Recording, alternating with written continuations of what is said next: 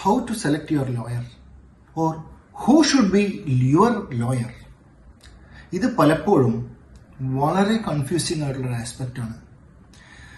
നമ്മൾ ആരും തന്നെ വി ഡോണ്ട് എക്സ്പെക്ട്, അതായത് നമുക്കൊരു ലീഗൽ ഇഷ്യൂ വരും എന്ന് കണ്ടുകൊണ്ട് ഒരു ലോയറിനെ ആരും ഇപ്പോൾ ഓൾവേസ് കണക്ഷനിൽ ഉണ്ടാവണം എന്നില്ല. ഒരു പ്രശ്നം വന്നു കഴിയുമ്പോഴാണ് പലപ്പോഴും അയ്യോ ഞാൻ ഏത് അഡ്വക്കേറ്റിന്റെ അടുത്ത് പോകും എന്ന ഒരു ചോദ്യം വരുന്നത്.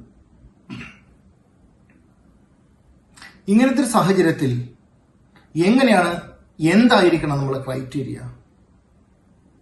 I can only propose a general criteria. So, പല ആളുകളും ചെയ്യുന്ന കാര്യം എന്ന് വെച്ചാൽ they will go to some advocate without looking into the competence. I am not referring to somebody particularly, but generally I'm telling, when you select your lawyer, when you approach a lawyer, you should make sure that the person whom you are approaching, the lawyer or advocate whom you are approaching, is well versed and is competent with the concerned matter. എന്തുകൊണ്ട്? ഒരു വിഷയം വരുന്നു, ഒരു case വരുന്നു, ഒരു legal dispute വരുന്നു, നമ്മളൊരു legal notice അയക്കുന്നു, അല്ലെങ്കിൽ നമ്മളൊരു സൂട്ട് ഫയൽ ചെയ്യുന്നു, അല്ലെങ്കിൽ നമ്മളൊരു ഒറിജിനൽ പെറ്റീഷൻ ഫയൽ ചെയ്യുന്നു. ഇതെല്ലാം രേഖകളാണ്. ഈ രേഖകളിൽ നമ്മൾ ഒരു സ്റ്റാൻഡ് എടുത്തു കഴിഞ്ഞാൽ ഒരു രീതിയിൽ നമ്മളുടെ കാര്യങ്ങൾ പറയുന്നു. നമ്മളുടെ ഫാക്ട്സാണ് നമ്മൾ അഡ്വക്കേറ്റിനോട് പറഞ്ഞു കൊടുക്കുന്നത്.